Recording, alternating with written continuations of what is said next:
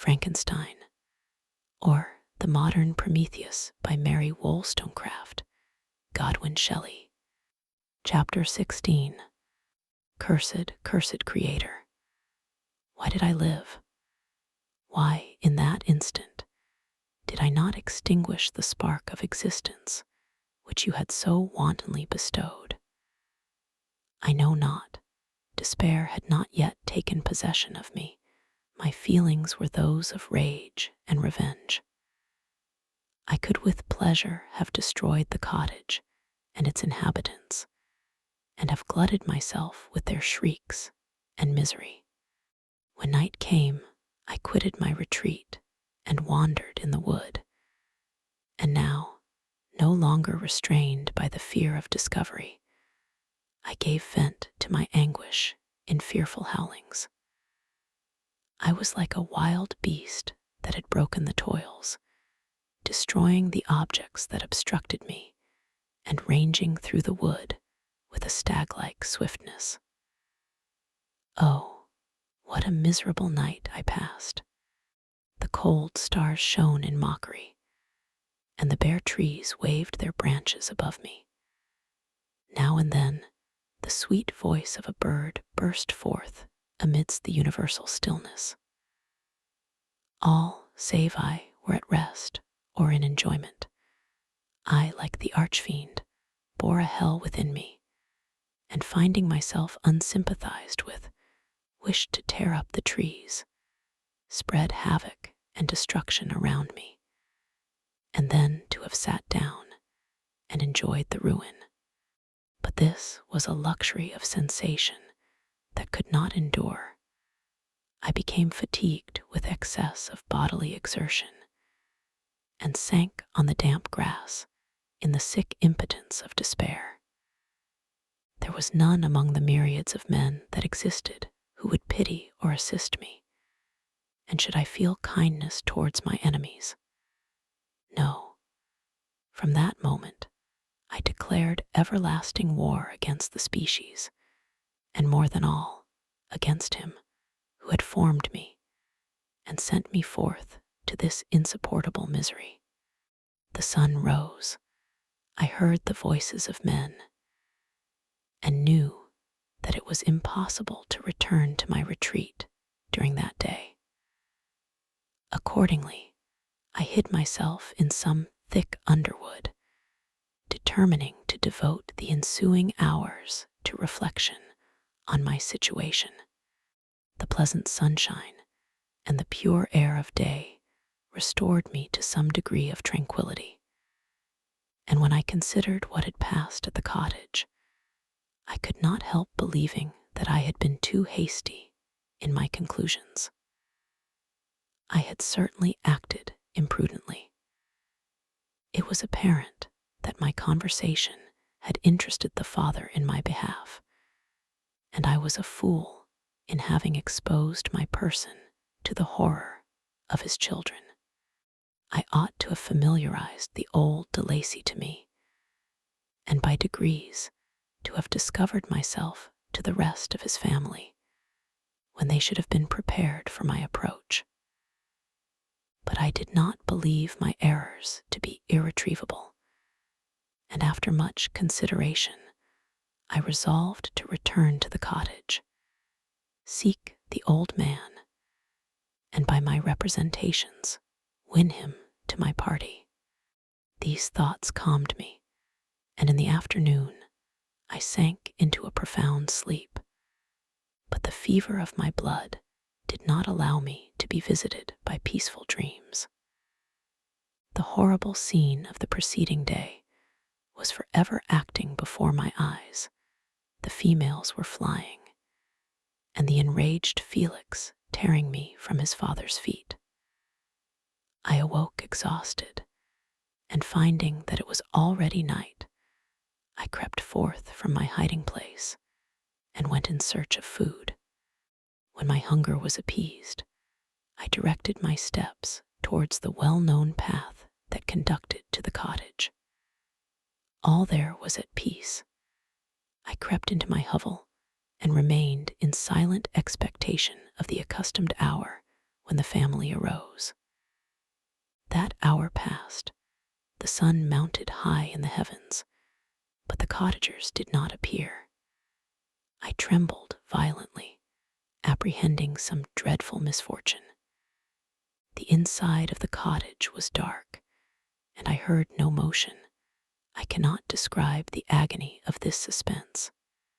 Presently 2 countrymen passed by, but pausing near the cottage, they entered into conversation, using violent gesticulations. But I did not understand what they said, as they spoke the language of the country, which differed from that of my protectors.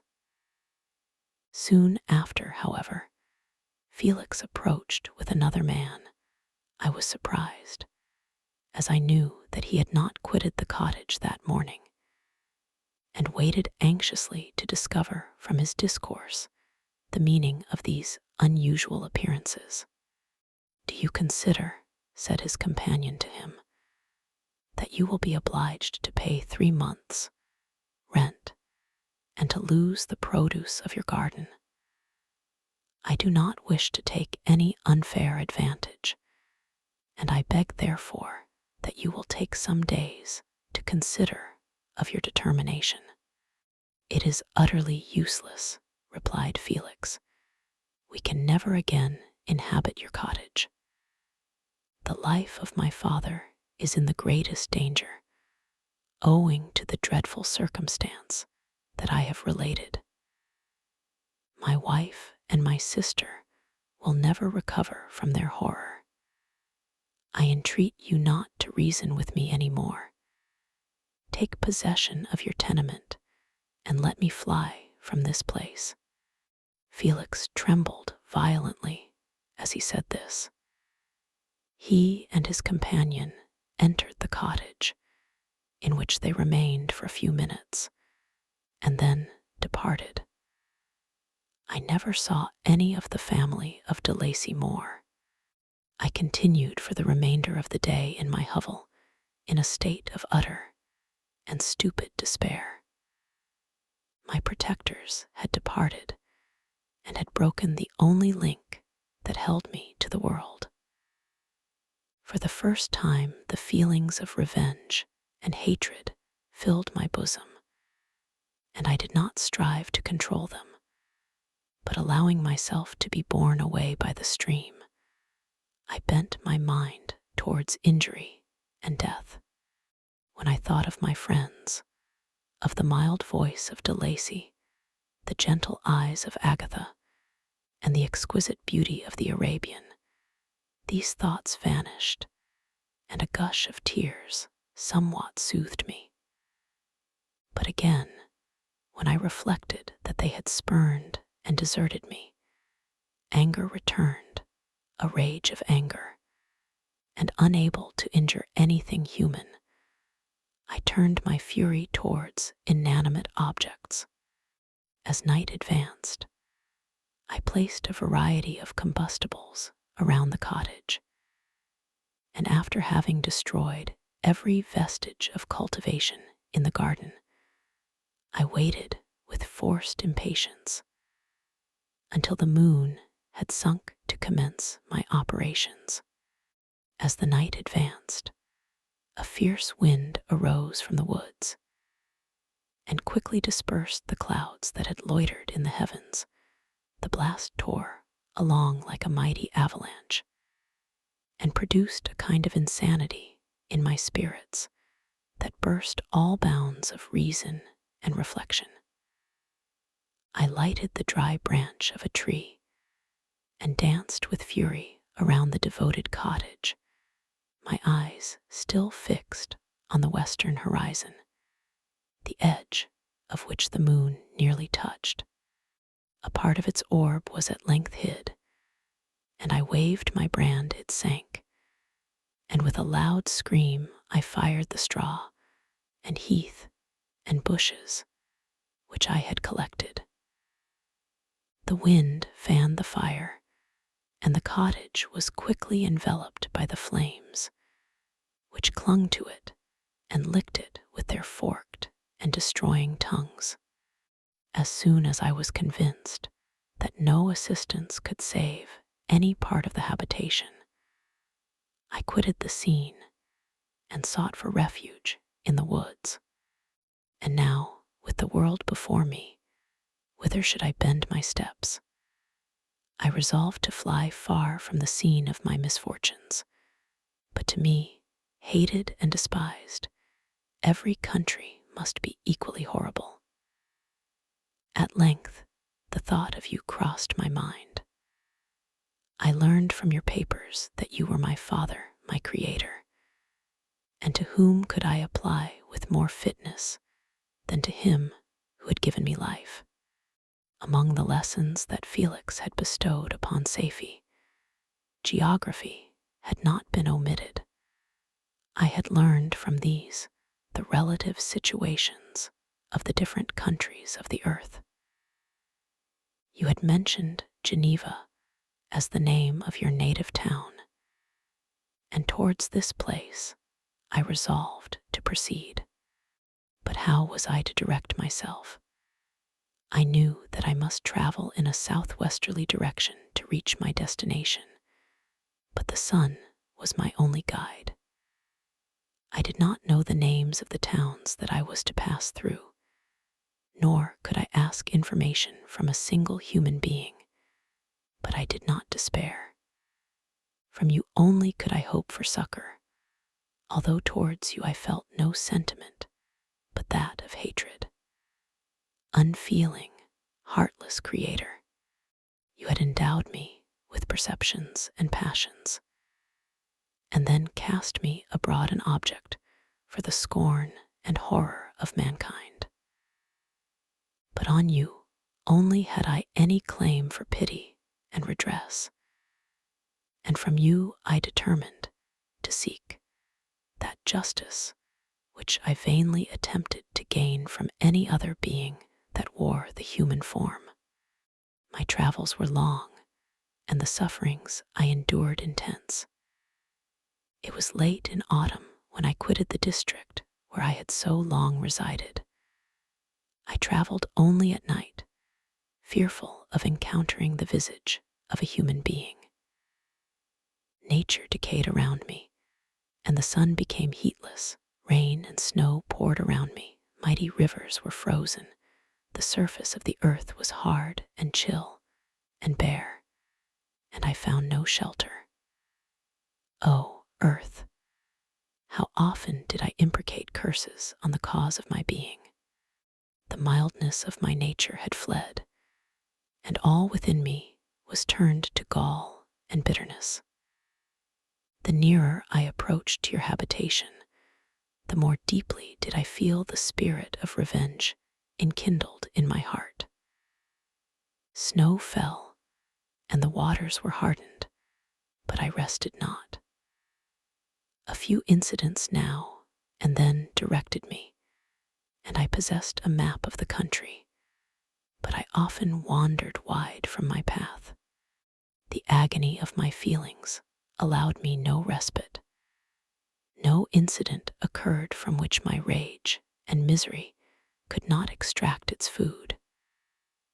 But a circumstance that happened when I arrived on the confines of Switzerland, when the sun had recovered its warmth, and the earth again began to look green, confirmed in an especial manner the bitterness and horror of my feelings.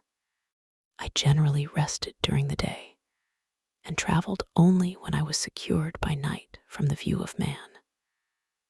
One morning, however, finding that my path lay through a deep wood, I ventured to continue my journey after the sun had risen. The day, which was one of the first of spring, cheered even me by the loveliness of its sunshine and the balminess of the air. I felt emotions of gentleness and pleasure that had long appeared dead revive within me. Half surprised by the novelty of these sensations, I allowed myself to be borne away by them, and forgetting my solitude and deformity, dared to be happy. Soft tears again bedewed my cheeks, and I even raised my humid eyes with thankfulness towards the blessed sun, which bestowed such joy upon me. I continued to wind among the paths of the wood until I came to its boundary, which was skirted by a deep and rapid river, into which many of the trees bent their branches, now budding with the fresh spring.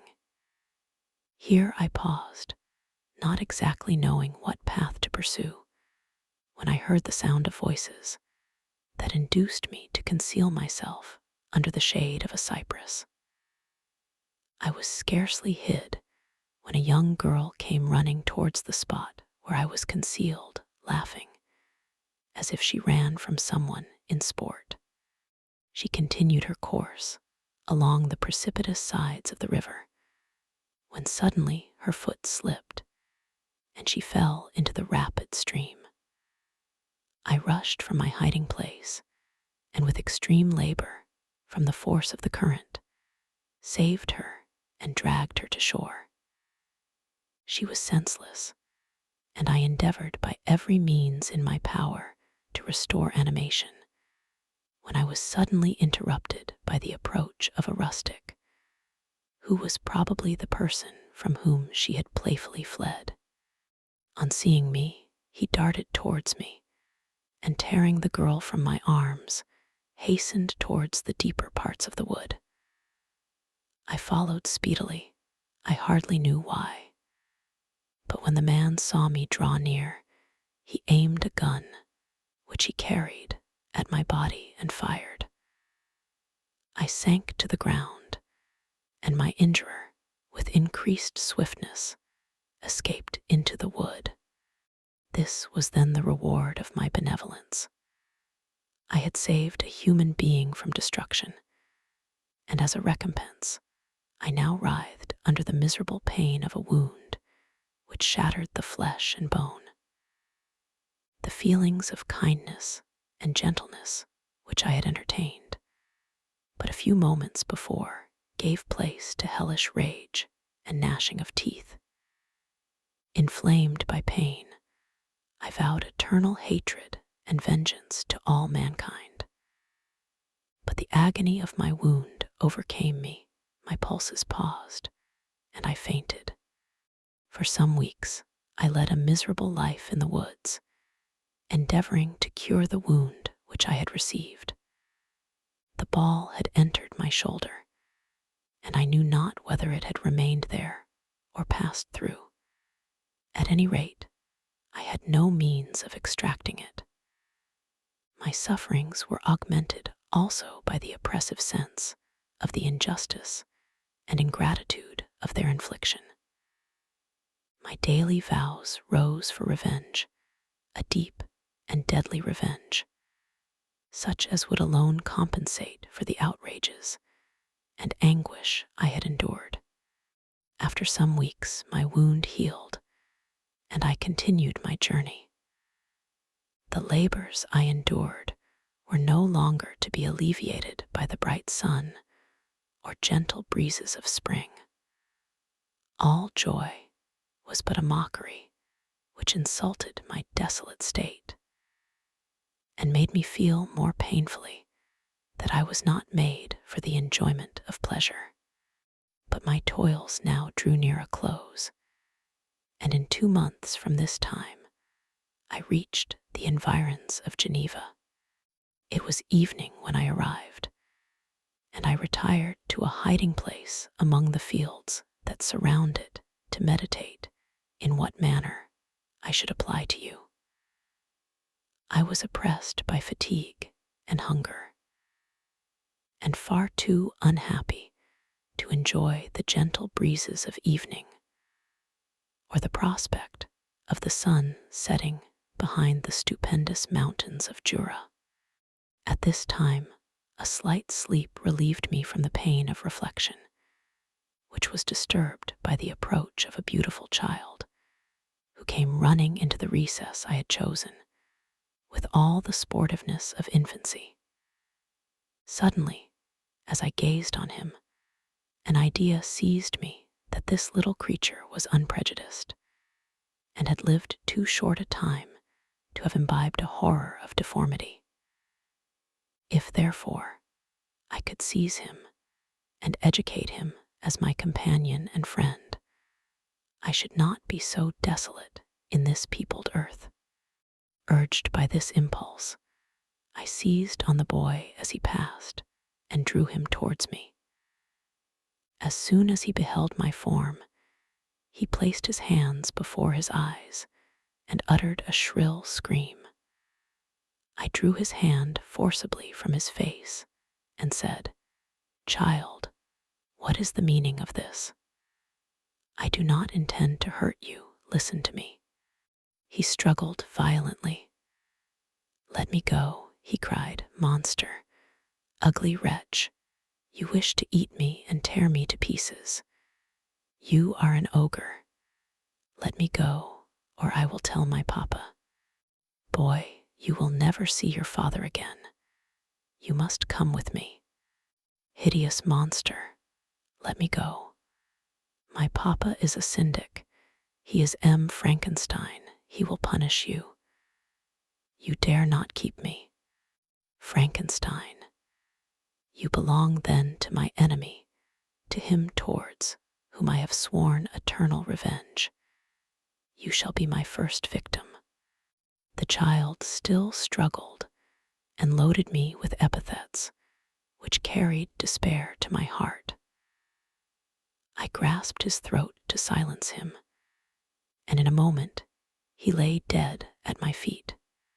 I gazed on my victim, and my heart swelled with exultation and hellish triumph.